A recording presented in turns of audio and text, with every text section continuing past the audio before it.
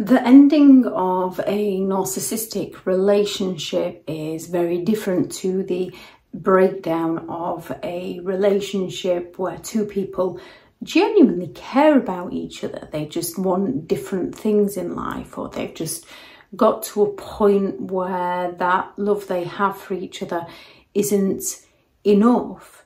And people can have disagreements, people can have debates, people can dislike each other but still love and care about each other. A parent can dislike a choice of a child but still care for that child.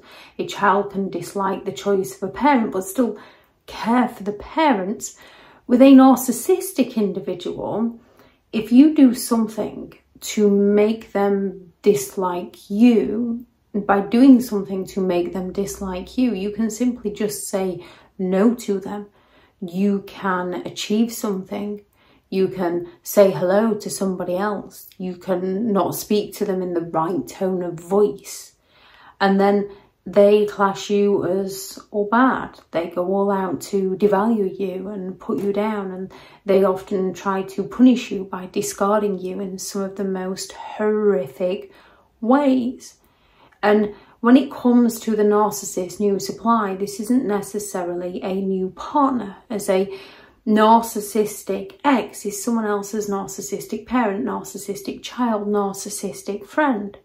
So in a friendship group, you can be getting along so well with somebody and they can want to spend so much of their time with you and they can seemingly not do enough for you. And then all of a sudden they disappear on you.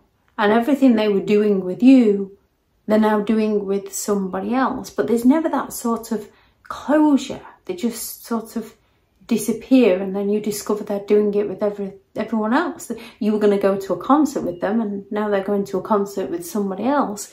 A narcissistic parent, especially if they've got more than one child, will love bomb one child, and when that child isn't serving the parent as the parent wishes, they devalue and discard the child and love bomb another child.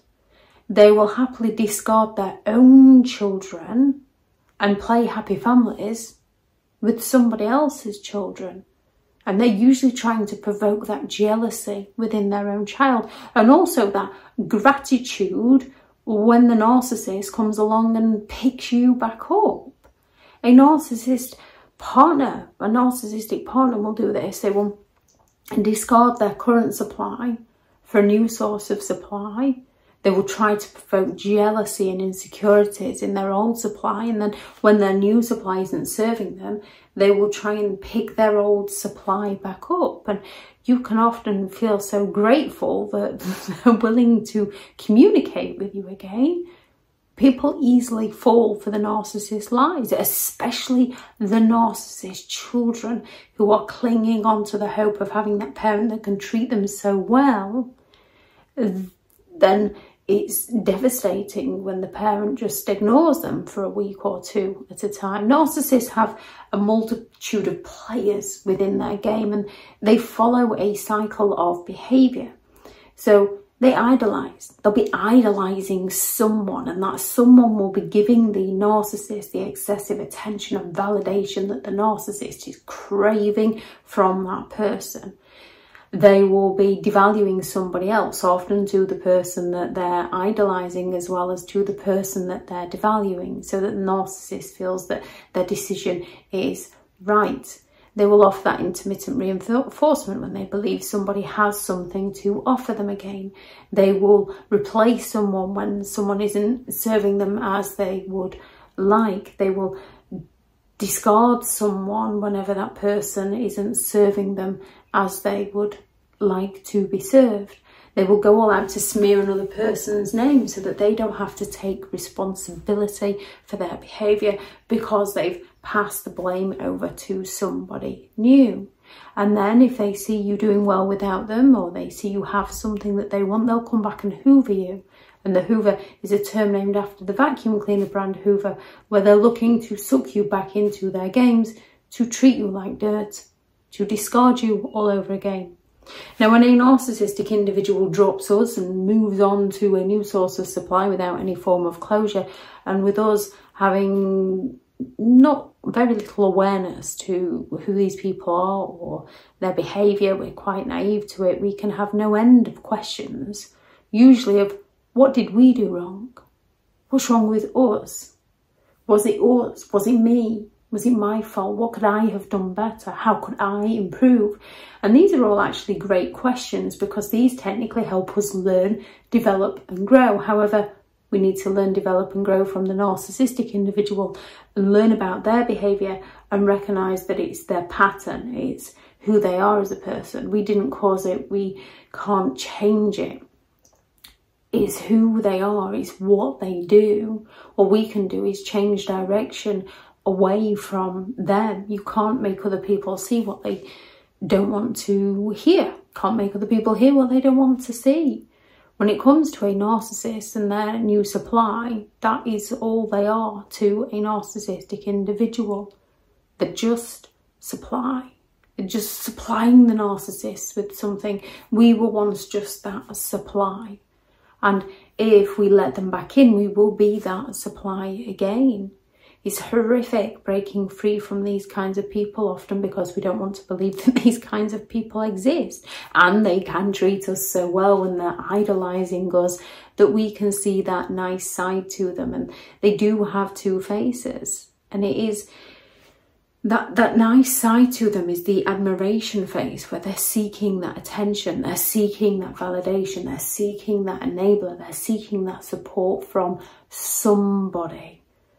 And while they're getting it, the narcissist will be treating that someone oh so well.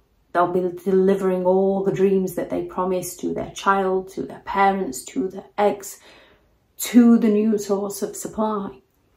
And then the narcissist expects the new source of supply to keep up their admiration, while the narcissist gives very little in return.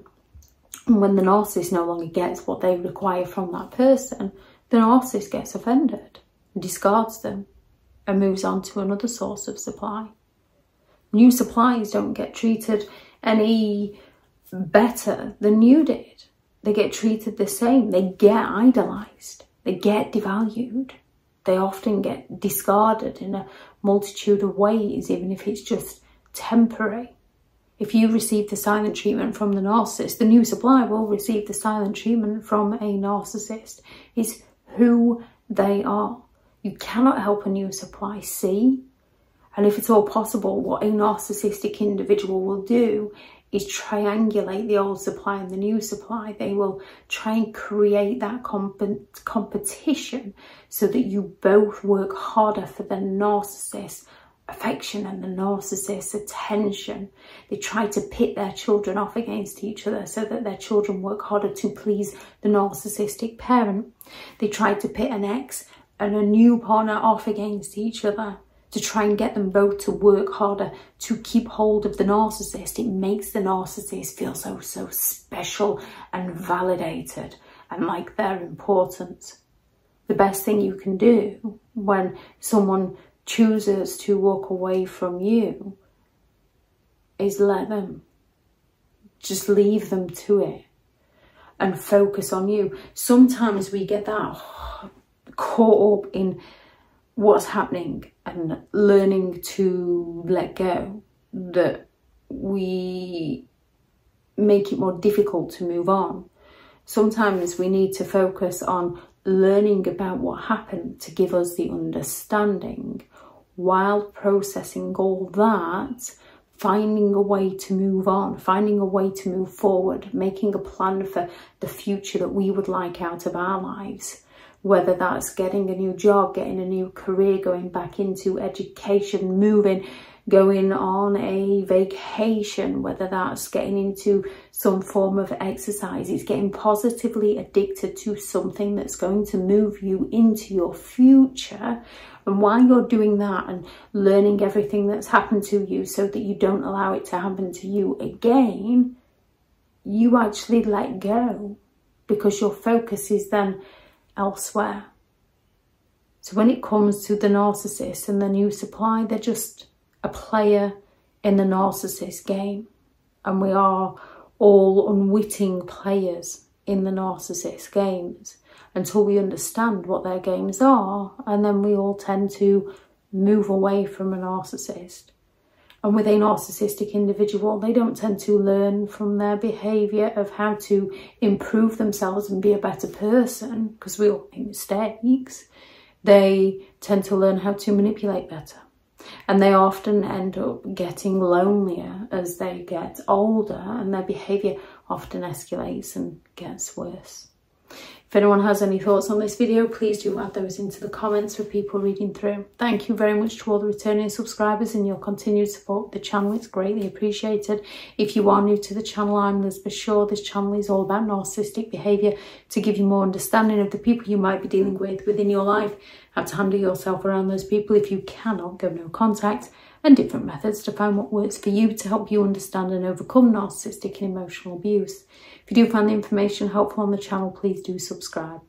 If you are looking for further help and support in understanding and overcoming narcissistic and emotional abuse, I do have several online guides available, and those teachable links are in the video description. If you're looking for someone to speak to, I have partnered with BetterHelp, and their sponsored link is also in the video description. I do also have several books out on Amazon: 15 Rules to Deal with Narcissistic People If You Cannot Go No Contact, a Narcissists Handbook, which is the ultimate guide to understanding and overcoming narcissistic and emotional abuse, and how to create boundaries around those who have no respect for your boundaries. They'll be in the description also if you'd like to go and check them out. Go out there and create the day that you deserve, because you do deserve to have an amazing day. Bye.